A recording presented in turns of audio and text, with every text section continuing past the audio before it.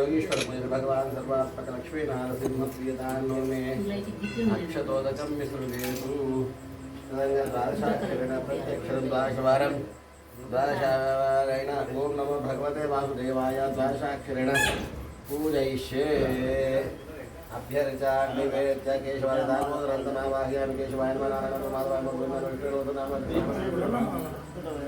आवाहयाभ्यर्चा निवेद्य केशवाय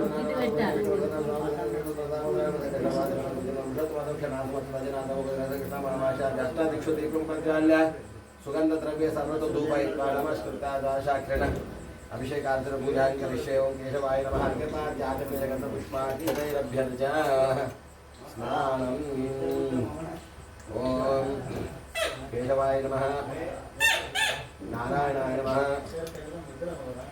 माधवाय नमः गोविंदाय नमः विष्णवे नमः मधुसूदनाय नमः त्रिविक्रमाय नमः वामनाय नमः श्रीधराय नमः ऋषिकेशाय नमः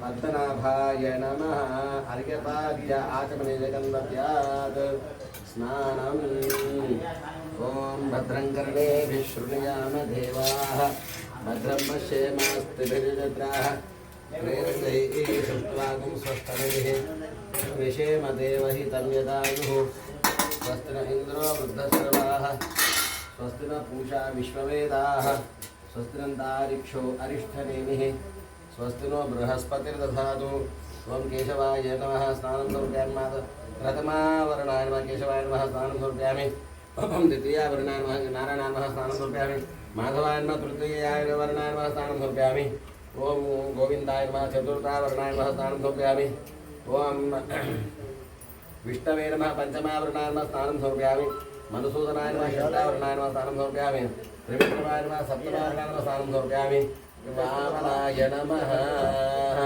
अष्टमावरणं समर्पयामि श्रीधराय नमः नवमावरणं स्नानं समर्पयामि ओम ऋषिकेशाय नमः दशमावरणं स्नानं समर्पयामि पद्मनाभाय नमः एकादशवरणं स्नानं समर्पयामि दामोदराय नमः द्वादशावरणेन स्नानं समर्पयामि सहना भवतु सहनो भुनक्तु सह वीर्यं करवावहै तेजस्विनावधीतमस्तु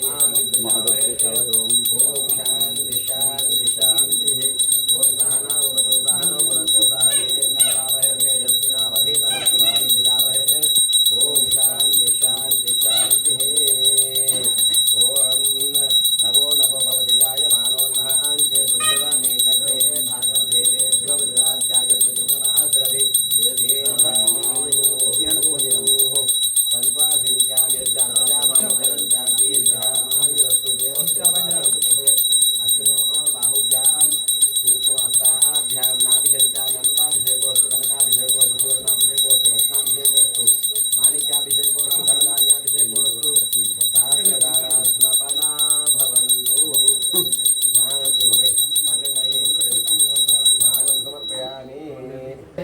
నాలుగుల వారు ఆయన భార్యను దొరుకొని వస్తున్నాడు.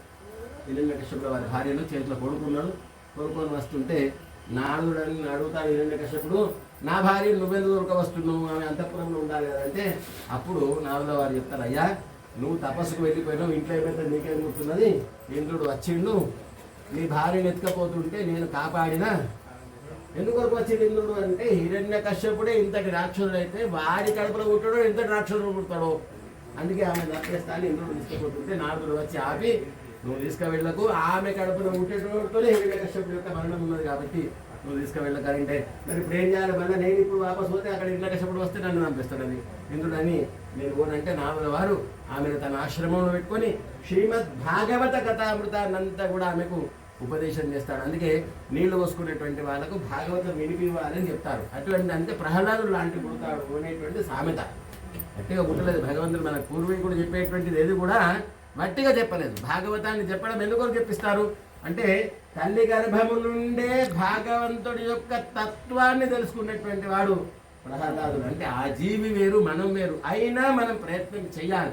తల్లి గర్భము నుంచే ఆ తల్లి నీళ్ళు పోసుకున్నప్పటి నుంచే నిరంతరం కూడా భగవద్ ధ్యానం భగవద్ నామస్మరణ చేస్తూ తన కడుపులో ఉండేటువంటి పుట్టేటువంటి పిల్లవాడికి ఎటువంటిది కాకుండా భక్తిని ప్రసాదించమని ఆమె నీళ్లు పోసుకున్నప్పటి నుంచి భగవంతుని ధ్యానం చేయాలి. అది విధమైనటువంటి ధర్మం. ఎంతమంది గర్భిణీ స్త్రీలు చేస్తారంటే మాకు కూడా తెలియదు, కానీ చేయడం అనేటువంటిది మన సాంప్రదాయము.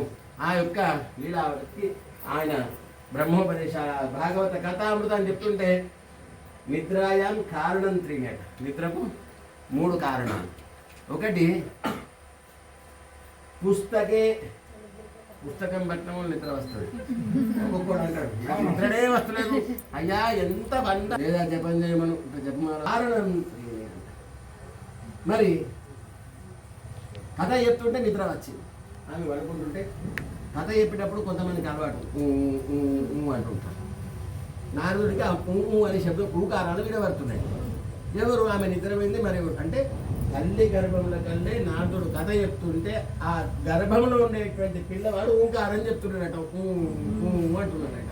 అంటే అక్కడి నుంచి భగవత్ కథను, భగవంతుని యొక్క శక్తి సామర్థ్యాలను, భగవంతుని యొక్క రూపాలను తన యొక్క శరీరంలో అణువణువున నింపుకున్నటువంటి భక్తాగ్రగణ్యులలో మొట్టమొదటి వాడు ఆ ప్రహ్లాద రాజుల వారు వట్టివారు గారు.